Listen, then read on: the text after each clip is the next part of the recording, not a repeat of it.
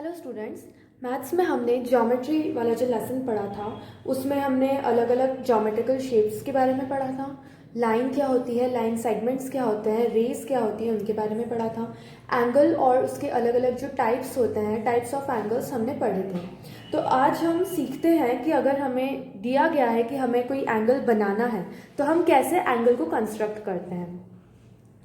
तो सबसे पहला तो हमें हर एंगल की डेफिनेशन याद होनी चाहिए कि कौन सा एंगल कितने डिग्री का या कितने डिग्री के बीच का होना चाहिए। तो फॉर एग्जांपल अगर हमें एक राइट एंगल बनाना है तो हमें पता है कि राइट एंगल होता है 90 डिग्री का। तो सबसे पहले तो इसे हम बोलते हैं प्रोट्रैक्टर, जिसके बारे में मैंने आपको इंस्ट्रूमेंट्स ऑफ ज्योमेट्री बॉक्स में बताया था। दिस इज़ अ प्रोट्रैक्टर, जिसे हम डी भी कहते हैं। इसकी हेल्प से हम एंगल को कंस्ट्रक्ट करते हैं। तो सबसे पहले तो डी का जो पॉइंट होता है, जो सेंटर पार्ट होता है, वो ये बीच वाली जो लाइन होती है, यहाँ पर आपको एक डॉट दिख रहा है, ये इसका पॉइंट होता है। तो सबसे पहले हम इस पॉइंट से इस लाइन को हम अपनी कॉपी की जो लाइन है उस पर टिकाएंगे और यहाँ पर एक पॉइंट बना देंगे। तो ये हमारे पास पॉइंट बन गया। अब इस पॉइंट से हम जहाँ तक हमारा डी जा रहा है वहाँ तक हम एक लाइन खींच देंगे, जो कि एक आर्म हो जाएगी हमारे एंगल की। नाउ हमें बनाना है 90 डिग्री का एंगल। तो हम यहाँ पर इस लाइन के ऊपर ये जो 0 डिग्री वाली जो लाइन है इसे रख देंगे इस तरीके से, बिल्कुल बराबर रखनी है, सीधी। अब क्योंकि हमें 90 डिग्री का एंगल बनाना है तो 90 हमें यहाँ दिख रहा है, तो ये जो 90 की जो लाइन जा रही है वहाँ पर हम ऐसे एक डॉट लगाएंगे, एक मार्क लगाएंगे और फिर इसी डी से इसे जॉइन कर देंगे। नाउ इसे हम बड़ा छोटा भी कर सकते हैं क्योंकि ये रे होती है। हमने पढ़ा था आर्म ऑफ द एंगल, ये और ये आर्म होती है एंगल की। 90 डिग्री में हम इसको शो करेंगे तो इस तरीके से हम 90 डिग्री यहाँ पर लिख देंगे और इस एंगल को हम अपनी मर्जी से कोई सा भी नाम दे सकते हैं। जैसे मैंने यहाँ पर ओ ए और यहाँ पर बी दे रखा है, तो इसकी एक आर्म हो गई ओ ए एंड दूसरी आर्म हो गई ओ बी। ये दोनों एंगल की आर्म हो गई हमारे। और इसका जो वर्टेक्स है, वर्टेक्स का मतलब होता है कोना, तो वर्टेक्स क्या है इसका? ओ। वर्टेक्स का नाम है ओ। तो इस तरीके से हम एक एंगल को कंस्ट्रक्ट कर सकते हैं। नाउ ये तो हमने राइट एंगल बनाया 90 डिग्री का। अब हम दूसरा एंगल ट्राई करते हैं। आपकी बुक में एक क्वेश्चन में दिया हुआ है 70 डिग्री का एंगल, 5th क्लास की बुक में। तो हम 70 डिग्री का एंगल कंस्ट्रक्ट करते हैं। सबसे पहले हम वही करेंगे, जो पॉइंट है उसको मार्क करेंगे और वहाँ से सेंटर से हम एक लाइन खींचेंगे यहाँ तक। ये हमारी एक आर्म बन गई। अब इस लाइन के ऊपर हमारी जो 0 डिग्री वाली लाइन जा रही है उसको हम बिल्कुल बिना ऊपर नीचे करे रखेंगे।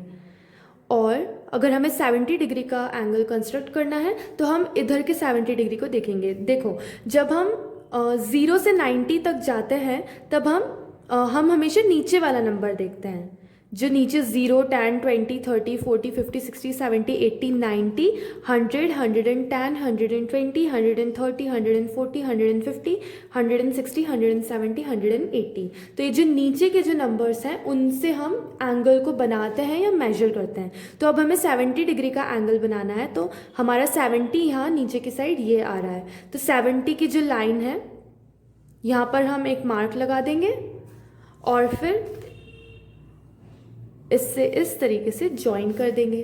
तो ये हमारी बन गई एंगल की आर्म्स और ये बन गया इसका वर्टेक्स। तो हमारा एंगल 70 डिग्री का है, तो हमने इसको शो कर दिया।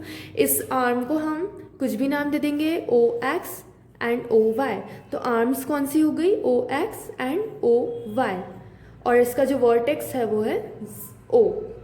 ओके, तो इस तरीके से हम एंगल बनाएंगे। अगर हमें एक क्वेश्चन दे दिया जाए, जैसे कि 4th क्लास की बुक में दिया हुआ है कि हमें एक एक्यूट एंगल बनाना है, तो एक्यूट एंगल बनाने के लिए हमें एक्यूट एंगल क्या होता है वो पता होना ज़रूरी है।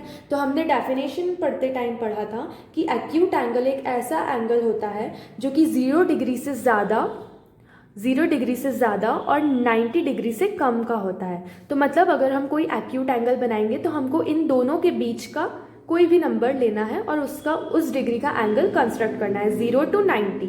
तो 0 to 90 के बीच में आप कोई सा भी नंबर अपनी मर्जी से ले सकते हैं। जैसे कि अगर मुझे पसंद है 55 नंबर, तो मैं क्या करूँगी, सबसे पहले तो जैसा हम कर रहे थे वैसे ही करेंगे। एक मार्क लगाया, एक आर्म बनाई, उसके ऊपर हमने सेंटर को रखा और अगर मुझे 55 डिग्री का एंगल मेजर करना है तो हमारा 50 है, ये 50 से 60 इस साइड आगे बढ़ रहा है, तो हम 50 के बाद 60 के जो बीच का जो पॉइंट है उसमें हम एंगल बनाएंगे। फॉर एग्जाम्पल 1 2 3 4 5, ये जो बड़ी वाली लाइन है ये बीच का पॉइंट है 50 और 60 के, तो ये हो जाएगा 55 डिग्री का angle.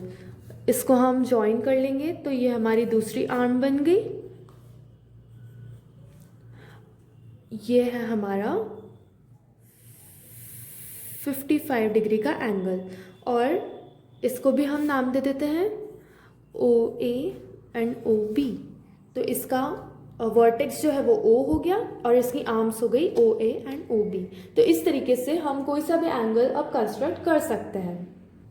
Now there is another thing, हमने एंगल कैसे बनते हैं वो तो सीख लिया, लेकिन अब एंगल को मेजर कैसे करेंगे।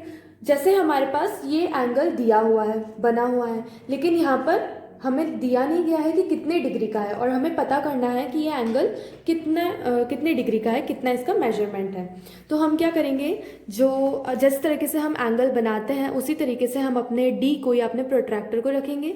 ये जो आर्म जा रही है नीचे वाली OB, उस पर हम अपना जो 0 डिग्री वाली लाइन है वो सेंटर से रखेंगे। ये रख दी। अब इसके बाद हमें देखना है कि ये जो आर्म है इस एंगल की, दूसरी वाली आर्म, वो कौन से नंबर पर जा रही है। तो ये 30 और हाँ ये 130 डिग्री पर जा रही है ना, 130 पर स्ट्रेट जा रही है। तो ये एंगल कितने डिग्री का हो जाएगा, 130 डिग्री का। ओके, एक और एग्जाम्पल देखते हैं। यहाँ पर हमको एक स्ट्रेट एंगल दिया हुआ है। अब स्ट्रेट एंगल हमें पता है कि 180 डिग्री का होता है, लेकिन हमें इसको मेजर करना है कि सच में 180 डिग्री का होता है कि नहीं। तो ये जो पॉइंट है यहाँ पर हम रखेंगे D को और आप देखेंगे कि ये एंगल पूरा 180 तक जा रहा है। तो this is an angle of 180 degree. So this is a straight angle. तो इस तरीके से हम किसी भी एंगल को मेजर कर सकते हैं with the help of protractor और D।